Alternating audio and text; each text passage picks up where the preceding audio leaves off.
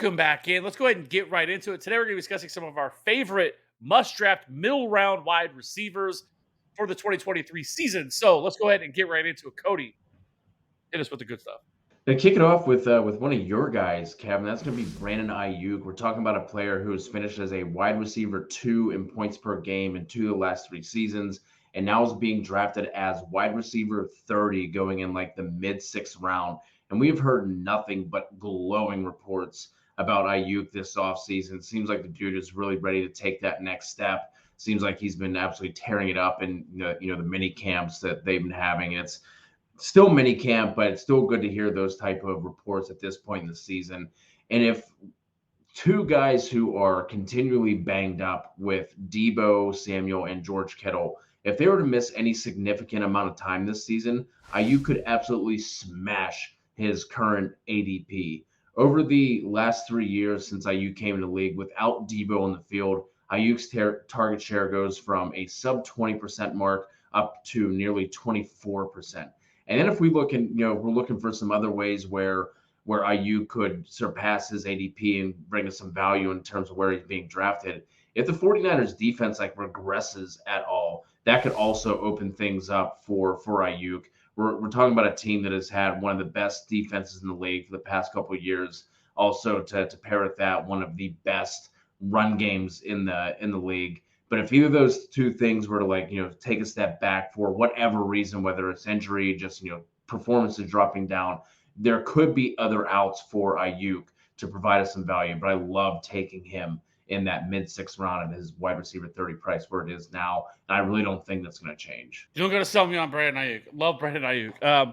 All right, so let's keep it moving here, and I'm going to talk about Jerry Jeudy, which I don't know, I guess it's flipped because last year you were super high on Jerry Jeudy. Now I guess it's going to be me. If you look at Jerry Jeudy last year in the 15 games that he played, he had a 20% target share. He was also targeted on 23.5% targets per route run. He played 40% from the slot, had 100 targets, almost got that 1,000-yard mark, 67 catches, 972 receiving yards, and 6 touchdowns. And he averaged 13.6 fantasy points per game. And he also was 16th in yards per route run, 16th in yards after the catch, and 21st in yards between pass attempts. In those 15 games, if you were to look at it, he had a game where he only played 15% of the snaps because of injury, and he had another one where he only played 1% of the snaps.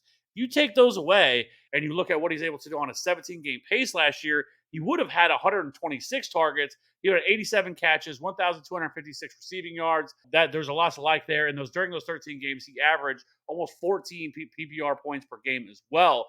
And so, if you look at Jerry Jeudy now, listen, don't get me wrong, this offense was dreadful last year, right? I mean, Russell Wilson was terrible, and he did all this and put up these numbers with Russell Wilson last year. Of 40 quarterbacks with at least 150 dropbacks last year, Wilson ranked 33rd in EPA pass per play. So it was terrible for Russell Wilson last year. Now there's a lot of belief that he's going to bounce back in a big way this year. Now they get rid of the terrible Nathaniel Hackett, who even if the last couple of weeks with Nathaniel Hackett gone, that offense looked way better with him gone. Sean Payton is now involved as the head coach. So this offense should be better. And I think Jerry Jeudy is going to be the target hog here for this offense this year. And a lot of people aren't really valuing the way they should. I think if you look at kind of what he was able to do last year, like I said, on those per game averages, I mean, if he would have had 1,200 yards last year receiving, we'd be having a completely different conversation about where he's currently being drafted, because right now he's wide receiver 22. He's being drafted in the 5th round. And I just don't think people are going to really buy into Jerry Jeudy this year. I think this year he puts it all together with a competent head coach and a bounce back season for Russell Wilson this year. Because really, I think that's the only thing that's really holding him back. I'm not all that high on Courtland Sutton. I just kind of starting to more and more feel like maybe that ship has sailed a little bit here. And then you also have Marvin Mims, who now is going to be involved in this offense as well, who's got kind of more of a deep threat as well. But I think Jerry Jeudy is going to eat on everything on those underneath routes, much like we saw a few years back with Slant Boy Michael Thomas in the same offense that Sean Payton runs. So I love Jerry Jeudy. He's a great yards after the catch. I think he's going to be somebody that's probably going to average 7 or 8 targets per game. And if you can get him here in the 5th round, I love this value for Jerry Jeudy. Yeah, I think he's someone who makes sense kind of regardless of what your roster build is too, right? Like if you want to go heavy wide receiver, he makes sense. If you take some early running backs and early tight end, I think he makes sense in that sense as well. I'm going to move on. I'm going to go to Marquise Brown. And no, it's not going to be pretty but he is going to get there. Like, especially if we don't see Kyler Murray back on the field, which is kind of being like thrown around as if like, well, what happens if the Cardinals go, 1-7 without him? Are they going to throw him on the field if they are indeed planning on taking somebody like Caleb Williams, in the draft next year?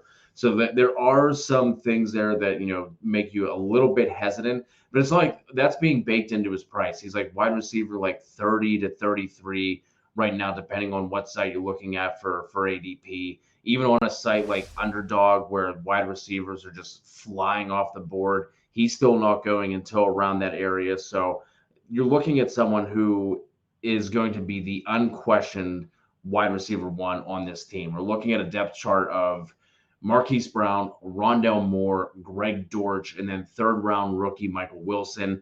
We also have arguably one of the worst defenses in the league. It's going to lead to plenty of garbage time at his ADP.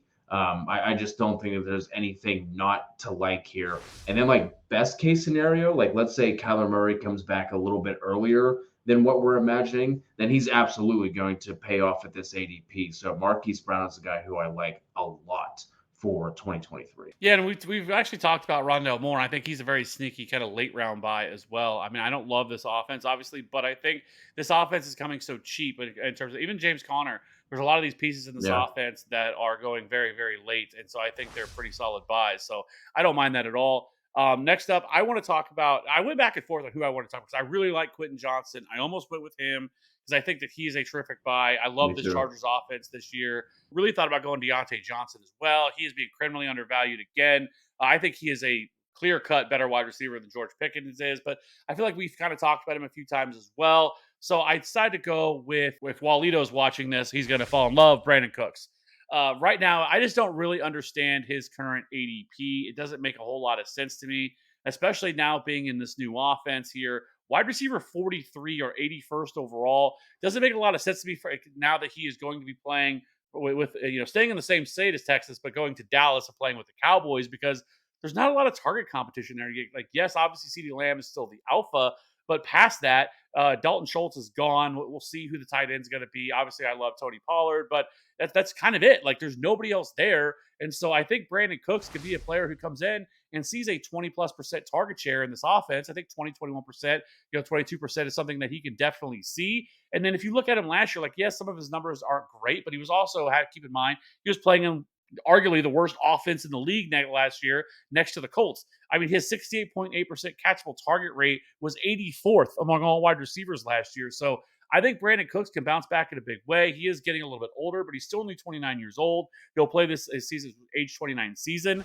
And I just think, obviously, with a big upgrade at quarterback with Dak Prescott in this offense, and an offense that's going to be throwing the ball at a fair rate, I think there's a lot to like here with Brandon Cooks. And if you can get him as like your wide receiver 5, what it's looking like, where its ADP's coming in, depending on how your roster build turns out, even as a wide receiver 3, I am thrilled with getting him there at that place, depending on how things turn out for you. Because I definitely think there's still a lot of juice in the tank here for this for Brandon Cooks, and this is a great landing spot in one of the better offenses in the league. So, and like I said, there's really a lack of target competition here for Brandon Cooks. So I'm all about that with Brandon Cooks. Last season he finished last year. He did play on a limited number of games, only 13 games, 57 catches, 699 receiving yards, 93 targets, only 3 receiving touchdowns. But like I said, terrible offense last year for Brandon Cooks. So I love Brandon Cooks to bounce back in a really big way this year. So those are kind of the 4 guys we really wanted to hit on. We could definitely have talked about a lot more, but this would have been a much longer video.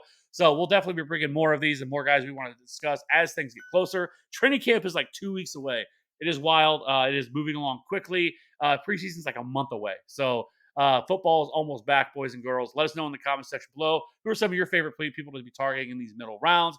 And we will see you on the next one. Bye.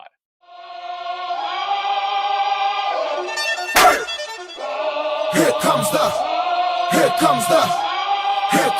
y'all don't really want it like, yeah. Here comes the, no, here comes the,